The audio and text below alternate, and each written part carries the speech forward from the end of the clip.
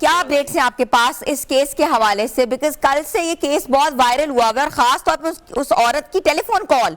وہ ٹیلی phone call ہوئی ہے یا اس نے کھلم کھلا جو ہے یہ باتیں جو ہے کورٹ میں کی ہیں، وہ آپ مجھے بہتر بتا سکتے ہیں۔ What is an update? دیکھیں 2 مئی کو اس خاتون کو جو لاہور پہ ان کے گھر بنگلو پہ چھاپا مارا گیا تھا، نیوز نے یہ خبر بریک کی تھی 2 مئی کو، تاہم جب ان کو کراچی میں منتقل کیا گیا اور گارڈن تھانے میں مزید 2 مقدمات ان کے خلاف درج ہوئے، تب یہ الیکٹرانک میڈیا اور سوشل میڈیا پہ یہ خبر بہت تیزی سے وائرل ہوئی، اور اس کے بعد جب ان کی کورٹ میں پیشی ہوتی ہے تو یہ ان کا جو معاملہ ہے انمول عرف پنکی کا، وہ کافی وائرل نظر آیا۔ صورتحال یہ ہے کہ تقریباً 13 سال قبل انہوں نے جو ہے وہ منشیات کے اس مکرو دھندے میں اپنا قدم رکھا تھا۔ شروع میں آئس اور پارٹی ڈرگز انہوں نے اسمگل دینا شروع کی تھی، اور اس کے بعد جب ان کی شادی ہو جاتی ہے تو شادی کے بعد باقاعدہ یہ کوکین کے خرید و فروخت میں ملوث ہو جاتی ہیں۔ اس وقت مارکیٹ میں 12,000 روپے فی گرام کوکین بک رہا ہے، لیکن انہوں نے اپنا ایک علیحدہ برانڈ بنا لیا۔ تقریباً جو پنکی کے نام سے کوکین ہے وہ 20 سے 25,000 فی گرام قیمت میں کراچی میں اور دیگر پوش ایریاز میں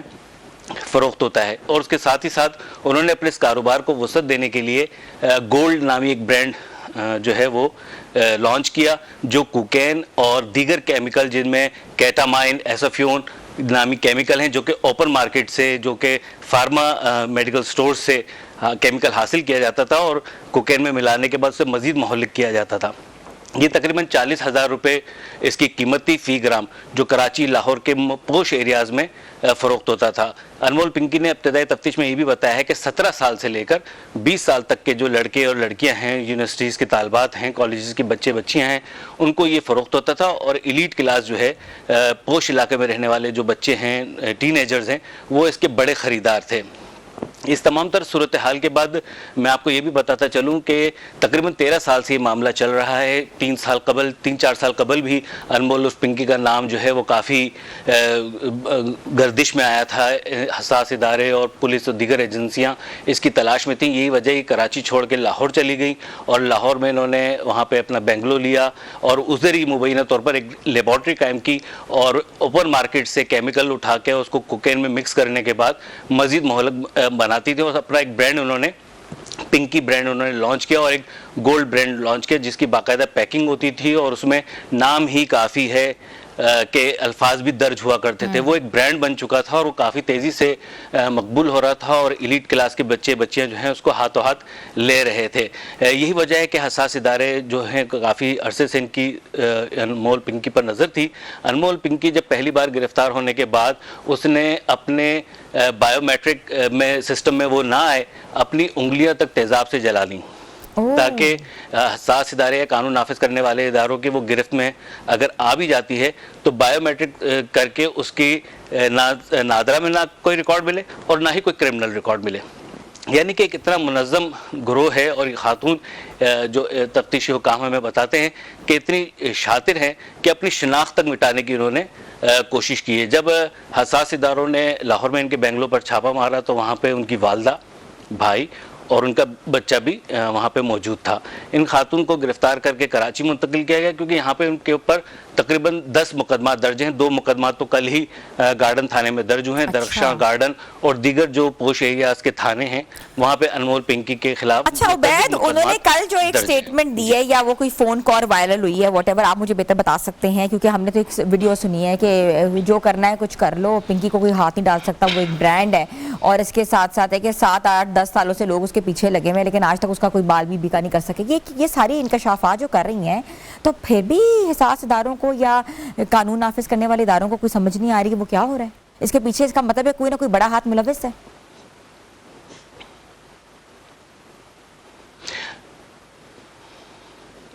جی بالکل، دیکھیں یہ پرانا وائس نوٹ ہے، کیونکہ اس سے قبل جب وہ کراچی سے فرار ہوئی تھیں تب ان کا یہ وائس نوٹ اس سے پہلے بھی جو کرائم رپورٹرز ہیں ان کے پاس آیا تھا، اور متعلقہ پولیس کے پاس بھی آیا تھا۔ اب ان کا ایک اور وائس نوٹ بھی زیر گردش ہے، جس میں انہوں نے اس بات کا بھی انکشاف کیا ہے کہ اگر آپ یہ میرا وائس نوٹ سن رہے ہیں تو اس کا مطلب یہ ہے کہ یا تو میں گرفتار ہو چکی ہوں یا مجھے مار دیا گیا ہے، لیکن ہمارا جو نیٹ ورک ہے وہ اسی طرح کام کرتا رہے گا، آئندہ جو ہے ایک مرد جو ہے وہ اس کو لیڈ کرے گا، اور جو پورا سسٹم ہے ان کا، جو پورا نیٹ ورک ہے وہ اسی طرح فعال رہے گا۔ یعنی کہ انہوں نے وائس نوٹ کے ذریعے نہ صرف قانون نافذ کرنے والے اداروں، میڈیا، بلکہ اپنے جس نیٹ ورک تک انہوں نے پیغام پہنچانا تھا وہ پیغام بھی انہوں نے بآسانی پہنچا دیا ہے۔ تاہم جس پہ ان کا یہ کہنا ہے کہ پرانا وائس نوٹ جو چل رہا ہے جس میں انہوں نے کہا کہ 8-9 سال تک پولیس والے میرے پیچھے پڑے رہتے ہیں، ریٹائرڈ ہو جاتے ہیں لیکن مجھے پکڑ نہیں سکتے، یہ ایک پرانا وائس نوٹ ہے جو کہ ان کی گرفتاری کے بعد ان کے موبائل سے ایک بار پھر ملا ہے، اور یہ اس سے پہلے بھی جو ہے وہ وائرل ہو چکا ہے۔ جیسے کہ میں نے آپ کو بتایا کہ انہوں نے اپنی شناخت جو ہے وہ مٹانے کی کوشش کی تھی، لیکن ان کی شناخت نہیں مٹی، اور ایک بڑا طبقہ جو ہے وہ ایلیٹ کلاس کا، بہت سے شوبز کے افراد، بیوروکریٹس کے بچے، پولیٹیشنز کے بچے اس وبا میں مبتلا ہو چکے ہیں، اپنے گھروں میں ان کو زنجیریں باندھ کر رکھا گیا ہے۔ یہی وجہ ہے کہ اس دفعہ کافی اوپر سے پریشر آیا تھا، ایسے جو موذی منشیات کو یہ لوگ فروخت کرنے والے جو موذی کاروبار کرتے ہیں ان کے خلاف ایک کریک ڈاؤن کرنے کا۔ ایک اس میں معاملہ یہ بھی نکل رہا ہے کیونکہ جس طرح کا آپ نے اس کی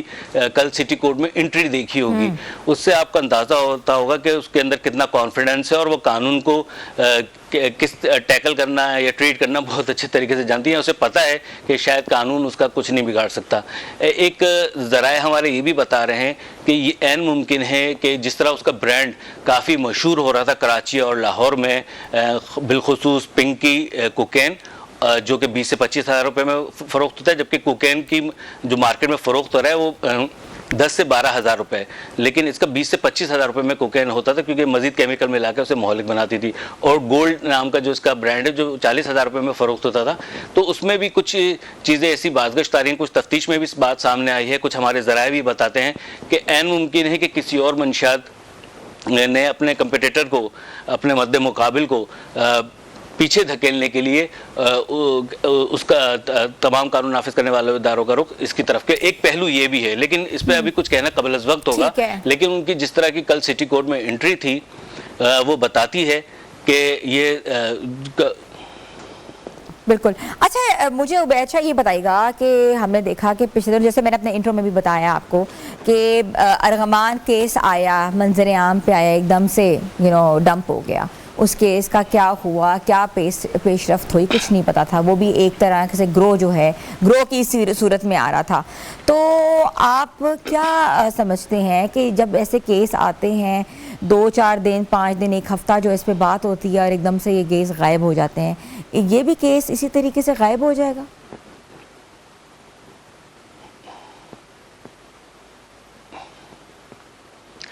دیکھیں، ہمارے کرائم رپورٹرز میں ایک بات اصطلاح رائج ہے کہ اگر کسی ہائی پروفائل کیس کو خراب کرنا ہو تو اس کے مختلف پہلوؤں کو پر بات ہونی چاہیے، یعنی مختلف پہلو اس کے اتنے اس کو گنجلک بنا دینا چاہیے، اتنا پیچیدہ کر دینا چاہیے کہ جو اصل کرائم کے اوپر جو کیا کہتے ہیں انویسٹیگیشن ہونی چاہیے وہ سائڈ پر ہو جائے اور دیگر پہلو سامنے آ جائیں۔